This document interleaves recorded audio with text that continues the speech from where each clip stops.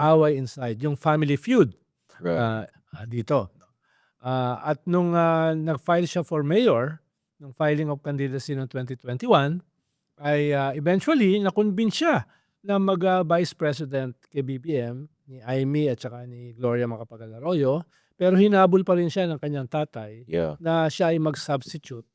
No, October ba yun o November? Mag-substitute siya at from mayor ay mag-presidente siya uli. No, Yeah. mag-file siya. At si Bongo pa rin, November na ang yata kanyang yan. vice president. Yeah. No? Ang balita nga ron, nagkaiyakan pa eh. No?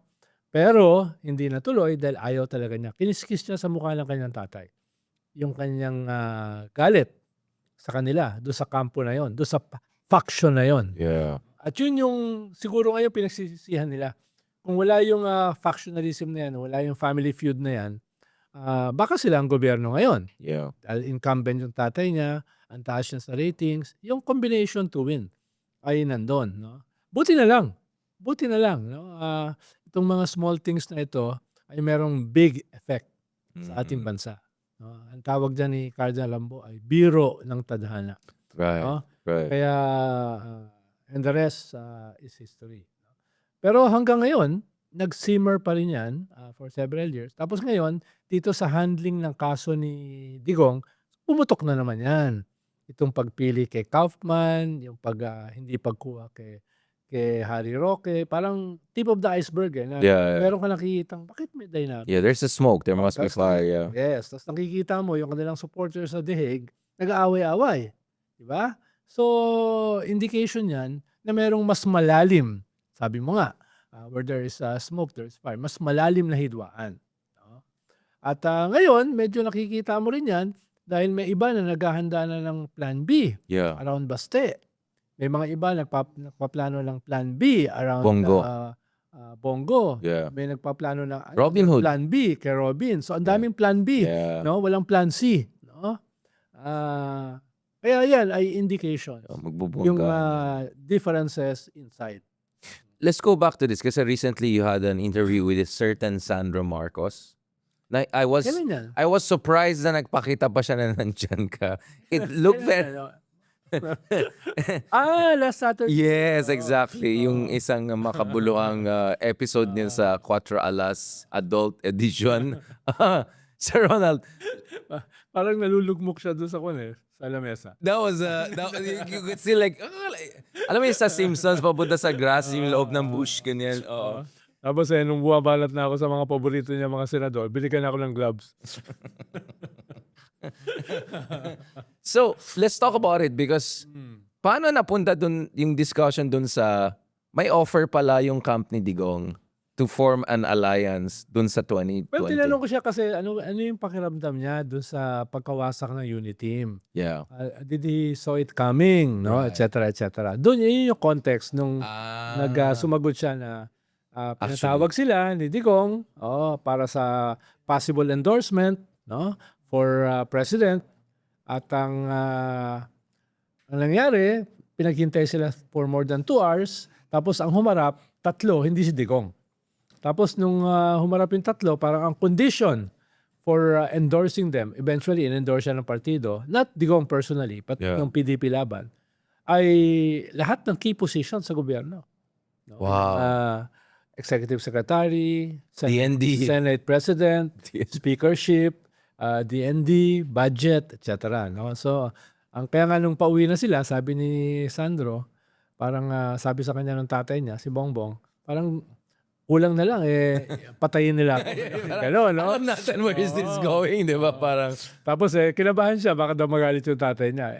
Nag-double down naman yung Malacanang, si Claire Castro at si BBM. Sinuportahan naman siya.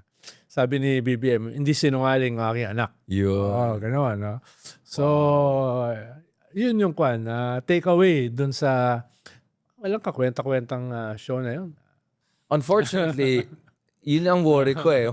Walang kwenta, pero for some reason, it grabs the headlines once in a while. Sometimes not for a good reason, Sir Ronald. Pinag-usapan natin. Well, it's a reflection of our disruptive, turbulent, anarchic world nowadays. No?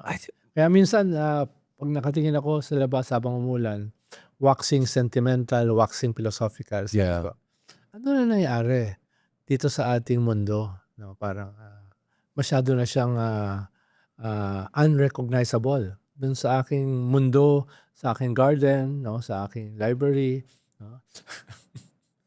Hindi mo nararanasan yun, yung gano'n? Hindi, I mean, di ba, there's that romance thing. Basta you have garden and library, you have it all, di ba? All the important things in life. Sabi rin ni Gramsci, tsaka ni... Yes, the roasters for Gramsci, parating na siya as we speak. Amazon has alerted to me. So, Sana dumating na, kundi. by next episode, sana Isipin ko, propaganda lang yan eh. Sir, literally, every 3 days may update ako, parating na yung bata mo. Uy, kagabi sinend ko sa'yo yung essay ng grandson niya, si Yes, Gramsci yung Jr. meeting ni Lenin, Na tsaka Rush. ni Gramsci, na hindi ko alam na Hindi ko nagkita rin sila. alam. Oo. I forward literally the first. It was already known in the 97s that the leader of the Bolsheviks had met the future leader of the Italian Communist. Ganito po yung mga conversation Namin namin. na elaborate, baka wala pa nakakaunawa ko, ano yung mga Bolshevik. Baka si Kwan lang yan, si Robin Hood Padilla, ang nakakaunawa. Yun ang problema ko. Feeling ko hindi rin niya maintindihan. Sir Ronald, if you were... Ingat na ako dito. Sir Ronald, from 1 to Robin Hood Padilla, gaano ka ka-impress kay Mariel standing by Robin Hood saying, Yeah. eto medyo may hugot ako ng konti dito. Kasi sabi niya, hindi lang siya nag-aral ng criminology. Hindi lang siya nag-aral ng batas dahil sa pagkakulong at sakripisyo niya pala. Daming naka-benefit daw dyan. Pero ito yung panalo sa akin. Yung nag-double down si Madam. Sabi ni Madam, Philippine Army nga. Ginawa siyang head ng Stratcom, something like that. Tapos ko, nga pala, nasa advisory board siya ng civil militar. Sinong hen yung naglagay kay Rob? Correct. Baka ginangyari yun noong panahon ni Digong. No? Baka noong panahon ni Digong ginangyari yun. No? Nung, or nung early days ng Uniteam. Early days ng, mukhang early days ng Unity, Sir Ronald. no? Oo. Kaya, naunawaan ko naman si Mariel. Stand by your man. Lalo na kung tuloy-tuloy yung supply mo ng glutathione. Drip lang ng drip. Oo, ikaw lang, maunawaan mo naman. Ikaw kasi, wala ka pa kasing asawa eh. Kaya hindi mo naunawaan yung mga bagay na ganyan eh. Ito. He joined the Philippine Army Reserve Force around 2019, tama ka? Eventually reaching the rank of Lieutenant Colonel. Wow. Ano bang rank mo, sir? Meron ka mag-rank? Ay, hindi Wala, pa. wala. Hindi ka pa. Pwede.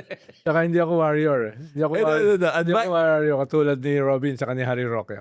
Ito talaga panalo sa akin eh. Yung advisor role niya dati was Strategic Communications Committee for the Philippine Army's multi-sect. Ayan tayo eh.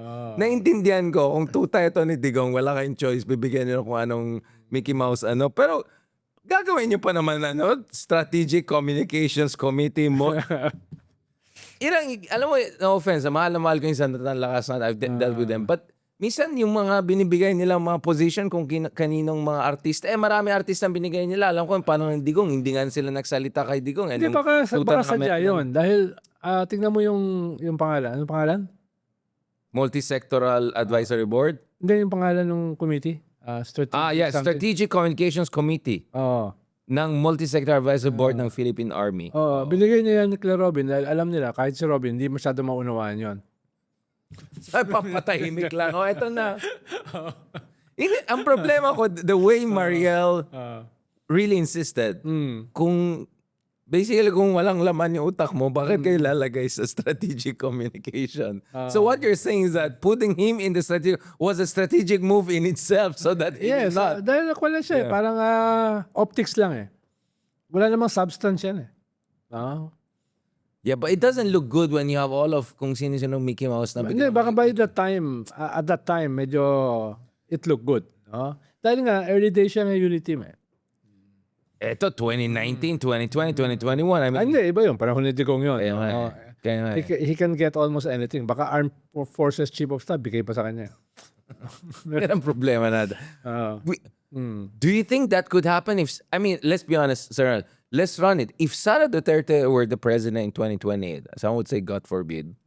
Some would say, para sa bayan sana hindi mangyari. But let's say, do you buy yung idea na baka pulong is DND, basta is, I don't know, the DFA, whatever, like, how bad do you think the current position will be? Because a part of me feels, baka Sara will try to surprise her enemies by actually putting veterans there front Yeah. Pero operationally, still yung mga bata niyang magpapatakbo. Like what, let's game plan it. Like if Sara Duterte were the president, how will it be different or similar to Digong in terms of, kasi personal is policy, di ba?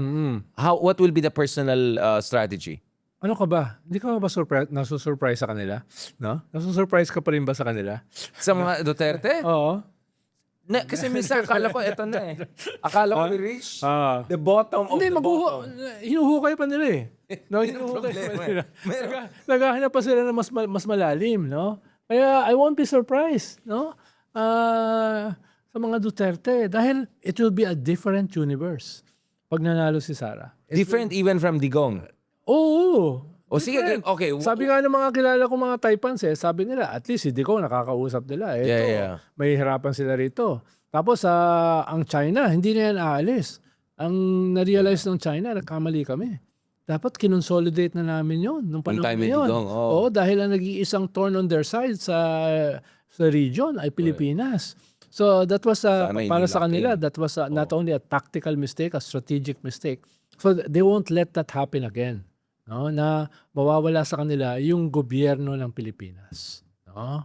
Kaya I'm sure na gagawin nila lahat para ipanalo si Sara, at hindi lang 'yon, mag-create ng isang authoritarian government not too different from China. No? Bubuhusan nila 'yan, no? Papasukin nila lahat ng levels ng government. Oh, wow. Popondohan nila ang ating armed forces. So may commissar. Basically, may Yes. Chinese Noong commissar. panahon ni Tigong, mga military officers nagtitrain sa PLA. military academy, Yeah, sa no? PLA, yeah. etc. Tingin ko that will happen in steroids. Dahil they are preparing to invade Taiwan, they are preparing to compete with the US as a superpower. Kailangan tanggalin nila yung thorn on their side dito sa rehiyon. Yeah. Di ba? Nahihirapan sila mag-compete dito habang meron nagda-demonize sa kanila rito Yung mga Justice Carpio, yung mga Richard Hidarian, no? Kinukuhan sila Kaya kailangan nilang Dami na ng kalaban. kailangan nilang makaalis dun no? At ang susi diyan Yeah. are the Dutertes. Wala nang iba. Wala nang iba. Isipin mo paano mag-isip ang kwan. Ideological mag-isip tong mga to. Yeah, and long term. Hindi to tactical no? Long term mag-isip yan, no? Kaya hindi na nila bibitawan pag nanalo si Sara. Hindi na nila bibitawan ng Pilipinas. Kaya nga kahit ang mga Taipans, takot Lalamunin sila ng buhay ng China No? Ang sumusuporta lang dyan, syempre, yung may mga negosyo sa China, Yeah. no? Sumusuporta Walang dyan. paki sa demokrasya natin. Oo. At saka yung galit sa mga Marcoses, galit sa mga Pink, galit sa lahat. Yan. It will be a different universe. That's a very important clarification you made, Sir Ronald. Kasi ang inisip ng iba is, si Digong, meron siyang natural political entrepreneurship. Let's just put it that way. May pagka-Machiavellian skills talaga siya. The understanding is pagdating sa kanyang mga anak, even the best na meron siya, they don't have that kind of political instinct, gravitas. And then kung titignan mo yung team staff ni Sara, it's a, no offense, it's not the deepest bench I've seen around. Diba? Parang si Attorney Poa lang alam ko medyo matino dyan, and Zulaika, alam ko at least in terms of Zulaika, she's very hardworking and all of that. But even compared kay Digong, walang ganyang gravitas and all. So ang sinasabi mo dito, Sir Ronald, is the professionals who will run it are not going to be from our country even? Is that what you're implying? Exactly. That there'll be commissars running the whole show? Exactly. Oh, wow. Exactly. Si Digong is a disruptive leader. Wow. Si Digong is a game changer. But Digong is still a transition leader. Correct. No? Transition leader siya. Pangsira lang ng dating regimen. Dahil local to national, Yeah. tapos national to geopolitical. Right. No, nag-aaral lang siya noon Correct. No? Played by the ear, improvising. Very personalistic. Galit siya sa US, so pro-China siya. No? Galit siya sa mga dilaw, no? Galit siya sa mga yan. So, nag-open siya ng authoritarian possibilities na buti na lang, nireject ng armed forces. No? Yung ganun ba? Pero in terms of corruption, more of the same. Perhaps mas malaki pa nga. Dahil nga, yung ating utang na mahigit doble, yung mga corruption katulad ng Parmali, very dramatic. Yeah. No? Lalong-lalo na, naiiba doon sa kanyang predecessor na halos wala namang corruption scandals. Correct. Kaya transition leader pa rin siya. This time, it won't be a transition. Transformative Oo, talaga. it will be a transformation of our society. Basically, tapos na yung EDSA regime. For Tapos good, na. for It good, will be, tapos na oo, talaga. kaya nga, It will to, be the last. this will be an abyss. It will be the Bangin last. nito. Oh, bangin nito. No less. Kaya, dapat ma-realize ng mga tao, Grabe. this is not a normal election. This will be the defining election for the next successive generations. Magbabago ito. No? Galit sa atin ng mga Duterte, gagantihan. No? Ano, sa listahan tayong dalawa. Magkakaroon dyan ng political tokhang. No? Galit ang We have China. skin in the game, both of Galit us. ang China dahil pinahiya natin sila dito sa ating UNCLOS. Pinahiya natin sila sa continuing intransigence natin. Correct. No? Kakalusin tayo ng mga yan. No? At ang tingin sa atin, it's also about pride. What is this small, medium power? No? Sino ba to? Oo. How dare you? Inaaway, no? Yeah. The emerging superpower in the world, no? They will get even. Lahat yan. The Dutertes, the Chinese, no? Yung mga nakulong, no? Gaganti lahat yan. Yeah, yung contempt nila sa atin. I mean, you could see contempt ng mga Chinese sa atin is, it's even in the cultural realm, no? For instance, nung si Alex Ayala nanalo, like, I saw it in some newspapers in China openly. Bakit yan nanalo? Hindi naman malakas, hindi naman matangkat. Tas coming from an obscure island nation. Yun yung definition nila ng Pilipinas. Obscure island nation. Basically, banana ang tingin nila sa atin. So, kung ganun ang contempt, Hanggang ngayon nga, hindi pa tinatanggal yung banana video eh. Hanggang ngayon. Yung China unggoy, Lily. Yeah, tuloy-tuloy yun, no? bastos Oh, talaga. tuloy-tuloy. Sinasabi lang ng Chinese government, that's not ours. As if naniniwala yung China mga tao. Daily, Naniniwala walang yung mga control tao ang na walang Chinese control ng Chinese government, di ba? It's still there. No, it's still there. Oh, tapos meron kang mga tao sa gobyerno na dinedepensahan, gusto pang i-enlarge yung provisional agreement asking permission from China sa resupply ng ating troops sa Ayungin, sa BRP Sierra sarili Madre. natin, Di ba? Habang hanggang ngayon, no, ayaw pa nila tanggalin yung ating monkey video, no? So, tingin ko, Kwan, there will be hell to pay. It will be a cataclysm kung mananalo si Sara. Wow. The commissar theory, medyo, for me, is worrying. Kasi, sir, the debate I've seen, and we'll go to the Americans very shortly because we had a very important American official in town just the other day na pinakalat ni Ronald na hindi ako invited ako sa event. Hindi lang ako pumunta for certain reasons. Pero in-interview na natin siya before on different shows, including on my podcast and TV show. Yung head ng policy making sa Pentagon. But before going to the Americans, kasi of course they're the other big elephant. But that's another elephant in the room. Tingin ng Exactly. China, ito yung ideal time because everybody hates the Americans. Tingin nila, no, merong internal contradictions ang US ngayon na kailangan nilang i-exploit. Kaya kung hindi nila to gagawin ngayon, hindi nila gagawin yung take over Taiwan. Hindi nila gagawin yung talagang i-conquer ang Pilipinas at this opportune moment para sa kanila. Baka mahirapan na sila later on. Kaya ito yung window nila para gawin yan.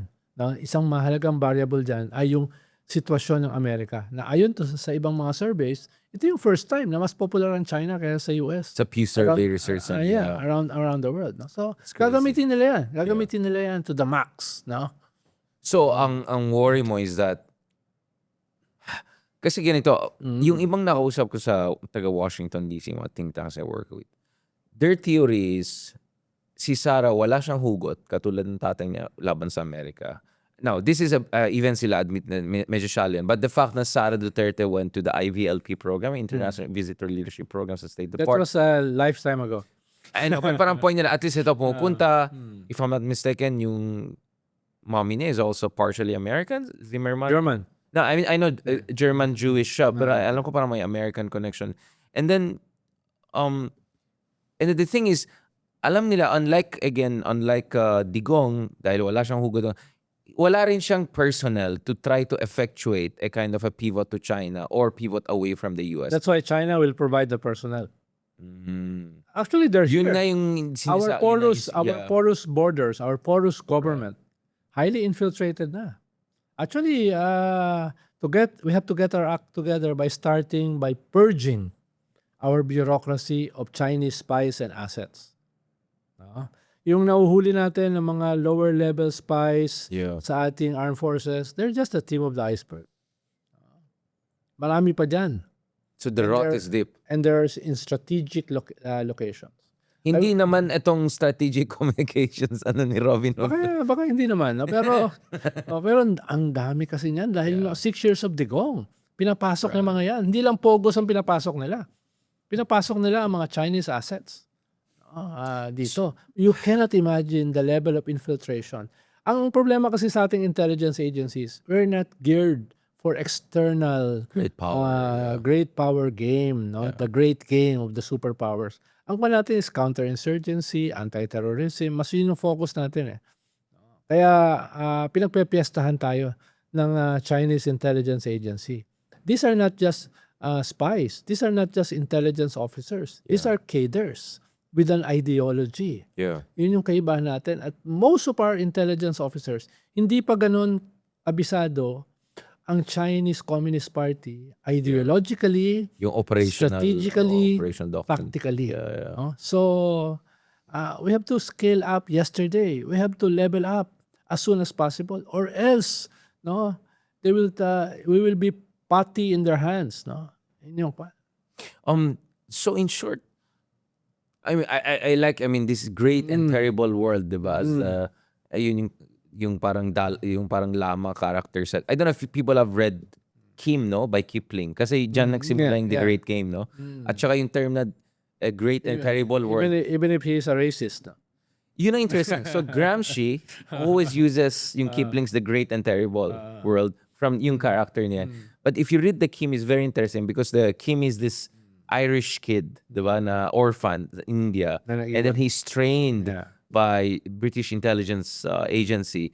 And then there'll be, okay, so hindi ko na sila. There'll be a showdown with the Russian intelligence dun sa northern areas of India. So I really suggest you check that kasi a lot of the spycraft na Sir Ronald is implying, you could see genesis na itong high stakes, sophisticated spycraft. Kasi grabe, they could speak 5, 6, 7 Pero mas languages. kwan tayo eh. Mas para tayong John Le Carre.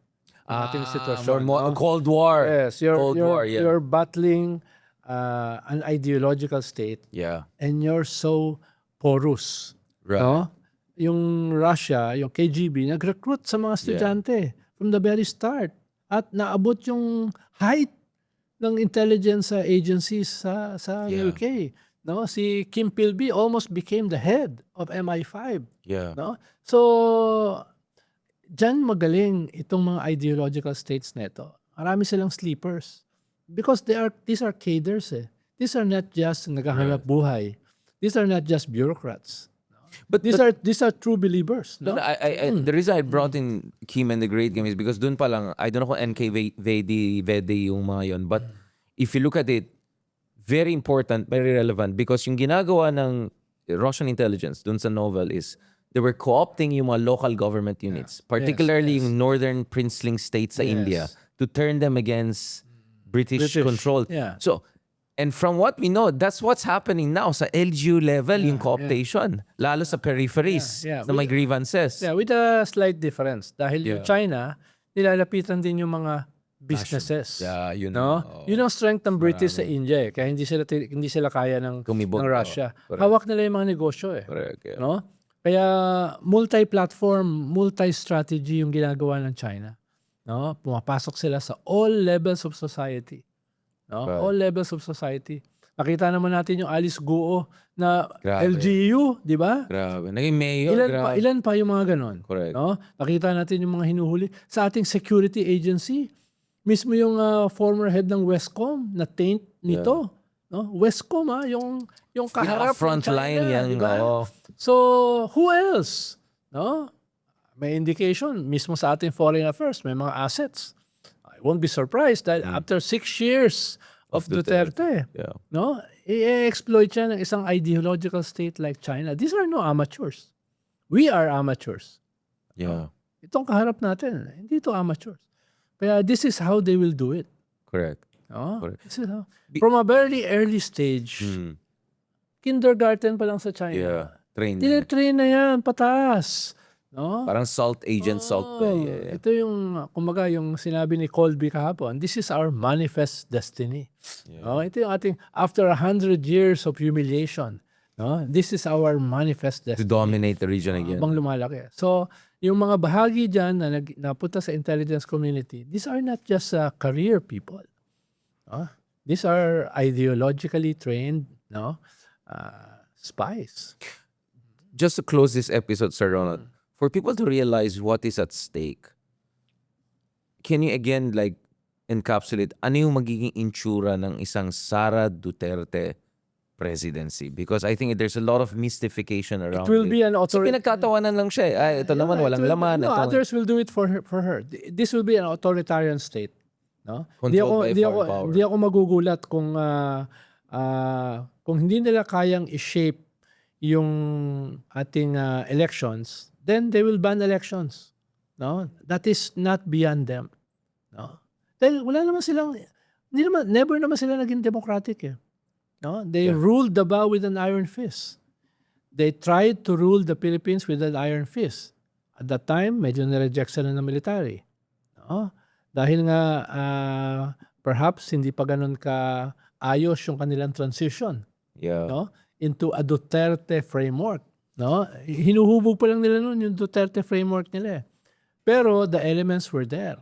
No? Ngayon, alam na nila ano yung mistakes nila. Alam na nila kung yung hindi na nila uulitin. Hindi nila papabayaan itong mga to na makabalik tayo. Hindi nila Wala papabayaan. na, they lock it. This will be clearly an authoritarian state. But with no Basta will pretense. not be the ND secretary. Oo. Who will, Who knows? Yeah. Dahil magpapatakbo naman yan those the undersecretaries eh. exactly. Like yung Hindi symbolic, mo yan. ano. Oo. Ay, kaya nga sabi ko sa'yo from the start, hindi ako masusurpresa yung depths they're willing to go. Yeah. No, to stay in power and to get even. Vengeance No? is coming. Ito, inamin naman nila yung kanila, ano yung rage, di ba? Yeah. Gaganti kami. Kaya nga mismo yung pangalan, rage. Gaganti kami. Tumabi kayo. No? Kakalusin namin kayo. Yun yung message nila ng impeachment. This year. No? Doon sa mga congressmen. No? Wag kayong bumoto sa impeachment or else there will be hell to pay. Diba? Kaya ang dami magmamigrate. Sabagay, marami namang sa mga magmamigrate, nakaipon na yan. So, magkakaroon ng exchange program, uwi na sila Harry and Zaldi, tapos tayo mag-Europe. Of course, Ganun. of course. No? Ikaw, saka ba magka-file ng asylum? Ano naman, visiting Oxford scholar. ka pa rin, Visiting Oxford. scholar. I'll be in my visiting scholar There position. will be an Eton Don. Yun. Ha? Ganon? Mag-career na ako, sir. Hindi, parang yung attire mo, parang Eton Don ka na. Eh, no? Art history. Art history. Ako, makikita mo ako sa flea market, no? Selling ukay. In ukay. Alam mo, sir, social ka, Scandinavian vibes ka eh. Kita-kita-kits na lang sa Stockholm. Mukhang this whole episode was about mga plan B's natin lahat. Lahat pala tayo may plan B, walang plan C. Let's close it there because in the next episode, I want to go a little bit deeper into some of the issues we discuss and especially anong magawa ng other actors, the Americans, the current administration, and the progressive opposition forces. Kasi basically na-lay out natin yung predicate. What will happen if the other key actors do not do their job? Hold your horses, Sir Ronald. That was a very sobering discussion. Kasi hindi pa na pinag-usapan yan.